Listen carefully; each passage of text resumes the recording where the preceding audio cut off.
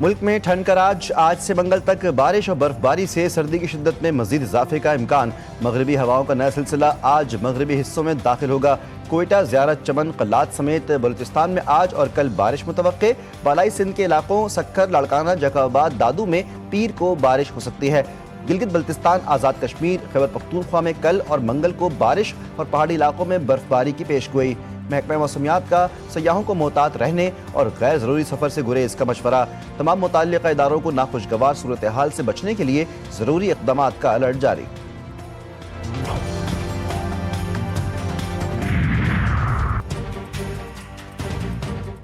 وادی تیرہ کو خالی کروانے سے متعلق خبریں بے بنیاد اور گمراہ کن قرار۔ وزارت اطلاعات و نشریات کے مطابق وفاقی حکومت یا مسلح افواج کی جانب سے وادی تیرہ میں آبادی کی منتقلی یا جبری انخلا کا کوئی فیصلہ نہیں کیا گیا۔ ایسی خبریں بدنیتی اور مخصوص مقاصد کے تحت پھیلائی جا رہی ہیں، جن کا مقصد عوام میں خوف و ہراس پیدا کرنا ہے۔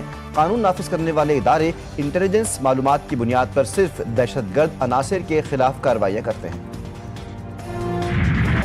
دنیا بھر میں موسمی تبدیلی کے اثرات نمایاں، پاکستان میں غیر معمولی برف باری کا نیا ریکارڈ۔ سوات میں 16 کرک کے پہاڑوں پر 25 سال بعد برف باری، اٹک میں 40 اور بھکر میں 42 سال بعد ژالہ باری ریکارڈ۔ بلوچستان نوشٹی کے ریگستان میں بھی برف پڑی، کوئٹہ میں درجہ حرارت -13 تک جا پہنچا، گھروں کی ٹنکیوں اور نلوں میں پانی جم گیا۔ مری میں شدید برف باری کا سلسلہ رک گیا، مال روڈ اور اس کے اطراف ٹریفک کی روانی بحال۔ شدید برفانی طوفان میں پھنسے ہزاروں سیاحوں کو نکالنے کے لیے ریسکیو آپریشن جاری۔ 2 فٹ تک برف پڑنے سے ٹریفک کا نظام درہم برہم، سیاحوں کی گاڑیاں برف تلے دب گئیں۔ کراچی کی فضاؤں میں کوئٹہ کی سرد ہواؤں کی دھوم، شہریوں کی قلفی جم گئی۔ رات تو رات، دن میں بھی گرم کپڑوں کے بغیر سفر کرنا ناممکن ہو گیا۔ غیر معمولی سردی سے شہری حیران و پریشان۔ سردی کو انجوائے تو بہت اچھی طرح کر رہے ہیں ماشاءاللہ سے، کیونکہ پہلے کبھی سردی آتی نہیں تھی، اور اگر آتی تھی تو بس ایک لمحے کے لیے آتی تھی، پھر غائب ہو جاتی تھی۔ ایسا لگ رہا ہے جیسے اپنے گاؤں میں ہوں۔ کراچی میں بھی ایسی سردی ہے، جیسے ادھر بدین شہر میں بھی ایسی سردی ہے گاؤں میں۔ بہت اچھے لگ رہے ہیں، ہونی چاہیے سردی تو، کیونکہ 8-9 مہینے تو گرمی میں ہم جلستے ہیں، تو کچھ مہینے میں اگر یہ سردی بھی ہو جائے تو اچھی بات ہے۔ بھارت کی کھیل میں سیاست لانے کی آگ نے کرکٹ کو پھر جلا دیا۔ بھارتی دباؤ پر انٹرنیشنل کرکٹ کونسل نے بنگلہ دیش کو T20 ورلڈ کپ سے باضابطہ طور پر نکال دیا۔ بنگلہ دیش کی جگہ اسکاٹ لینڈ کی گروپ سی میں شامل کرنے کی اطلاعات۔ ICC سے کہا ہے کہ 3 ہفتوں سے زائد اس معاملے پر تفصیلی بات چیت کی گئی۔ دعویٰ کیا کہ بھارت میں بنگلہ دیشی ٹیم کو لاحق کسی قابل اعتماد یا تصدیق شدہ سیکیورٹی خطرے کے شواہد موجود نہیں، اس لیے میچز منتقل کرنے کی کوئی گنجائش نہیں۔ پاکستان T20 ورلڈ کپ کھیلے گا یا نہیں، فیصلہ حکومت کرے گی۔ چیئرمین PCB محسن نقوی کا 2 ٹوک پیغام۔ لاہور نے میڈیا سے گفتگو میں واضح کر دیا کہ پاکستان کی شمولیت کا فیصلہ وزیراعظم کی واپسی پر ہوگا۔ حکومت جو بھی فیصلہ کرے گی ہم اس کے پابند ہیں۔ محسن نقوی نے موقف اختیار کیا کہ بنگلہ دیش سے زیادتی ہوئی، بنگلہ دیش بڑا اسٹیک ہولڈر ہے، ایسا نہیں ہونا چاہیے۔ محسن نقوی نے کہا کہ ایک ملک کسی کو ڈکٹیٹ نہیں کر سکتا۔ ICC میٹنگ میں بھی کہا کہ دوہرا معیار نہیں ہونا چاہیے۔ چیئرمین محسن نقوی نے لاہور میں دی PCB شاپ کا افتتاح بھی کر دیا۔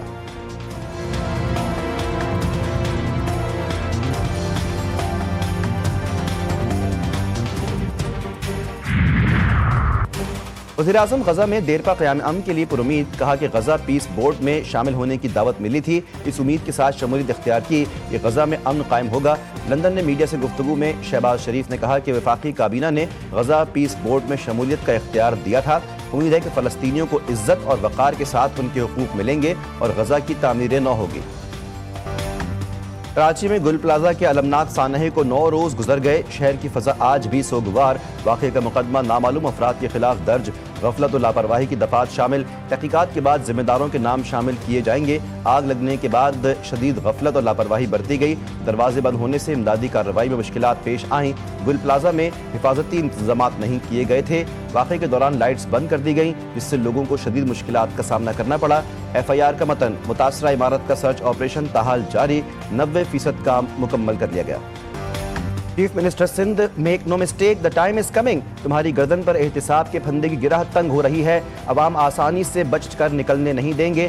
ڈاکٹر فاروق ستار وزیر اعلیٰ سندھ پر برس پڑے، کہتے ہیں کس خام خیالی میں ہو، لوگوں کی آنکھوں میں دھول جھونکو گے، کیا پوچھا جا رہا ہے اور جواب کیا دے رہے ہو۔ سانحہ گل پلازہ پر سنگین نوعیت کے سوالات ہیں، اب 18 سال کا جواب دینا ہے۔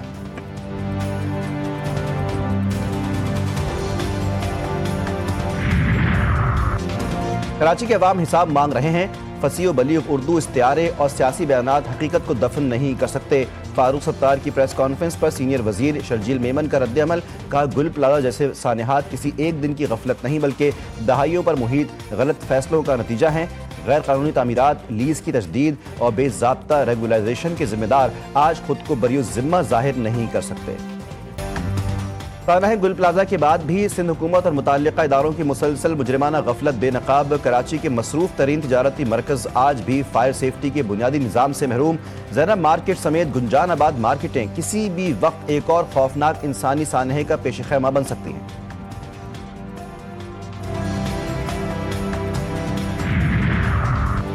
نئے صوبے بننے میں کوئی حرج نہیں، خوفزدہ نہیں ہونا چاہیے۔ وزیر دفاع خواجہ آصف کی ملک میں نئے صوبے بنانے کی حمایت، لاہور میں تھنک فیسٹ سے گفتگو میں واضح کر دیا۔ 18ویں ترمیم کے تحت اختیارات نجی سطح تک منتقل نہیں کیے گئے، ہم بلدیاتی نظام مؤثر طریقے سے لاگو کرنے میں ناکام رہے۔ 18ویں ترمیم کو ڈھکوسلا کہا تو لوگوں کو برا لگا، واضح کر دیا کہ پاکستان کی بقا لوکل گورنمنٹ میں ہے، اختیارات نجی سطح تک منتقل نہ کرنا عوام سے دھوکہ ہے۔ لاہور کے علاقے گلبرگ میں ہوٹل میں بیسمنٹ میں بوائلر پھٹنے سے آگ لگ گئی، دم گھٹنے سے 3 افراد جاں بحق، 7 جھلس کر زخمی۔ آتش زدگی کے باعث ہوٹل میں بھگدڑ مچ گئی، ریسکیو اہلکاروں نے موقع پر پہنچ کر امدادی کارروائیوں کا آغاز کیا۔ ہوٹل میں موجود 180 افراد کو ریسکیو کیا گیا۔ وزیر اعلیٰ مریم نواز سے سیف سٹی ڈرون کیمروں سے آپریشن مانیٹرنگ۔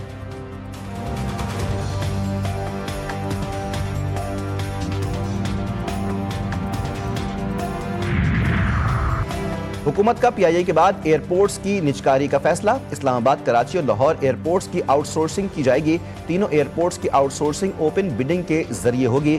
اعلامیے میں واضح کیا گیا، متحدہ عرب امارات کے ساتھ اسلام آباد ایئرپورٹ کا کوئی معاہدہ منسوخ نہیں ہوا۔ کراچی میں 100 سے زائد بچوں سے زیادتی کے ملزمان سے تفتیش میں تہلکہ خیز انکشافات، ملزمان کراچی میں ہی نہیں پنجاب میں بھی زیادتی کے مقدمات میں نامزد تھے۔ ایس ایس پی انویسٹیگیشن کے مطابق مرکزی ملزم عمران کے خلاف 2018 میں پنجاب میں زیادتی کے 8 مقدمات درج کیے گئے۔ ملزم پنجاب سے فرار ہو کر کراچی آ گیا۔ لاہور میں شیر کے حملے کا ایک اور واقعہ، نجی فارم ہاؤس میں شیر نے 8 سالہ بچے پر حملہ کر کے بازو چبا لیا۔ ڈاکٹرز کو بچے کی جان بچانے کے لیے بازو کاٹنا پڑا، ملزمان فرار۔ اس سے قبل بھی کے والا میں بھی شیرنی نے بچی پر حملہ کر کے اسے زخمی کیا تھا۔ نائب وزیر اعظم اسحاق ڈار کے ایرانی اور ترک ہم منصب سے رابطے، اہم علاقائی اور بین الاقوامی معاملات پر قریبی رابطے میں رہنے پر اتفاق۔ اسحاق ڈار کی دبئی میں اماراتی اعلیٰ عہدیدار سے بھی ملاقات، پاکستان میں اماراتی سرمایہ کاری بڑھانے کے امکانات پر تبادلہ خیال۔ امریکہ کا عراقی تیل کی آمدن ہتھیانے کا منصوبہ، آئندہ حکومت میں ایران کے حامی مسلح گروپوں کے افراد کو حکومت میں شامل کرنے پر منافع روکنے کی دھمکی دے دی۔ خبردار کیا کہ ایرانی حامی افراد کی شمولیت مضبوط امریکہ عراق شراکت داری کے ساتھ مطابقت نہیں رکھتی۔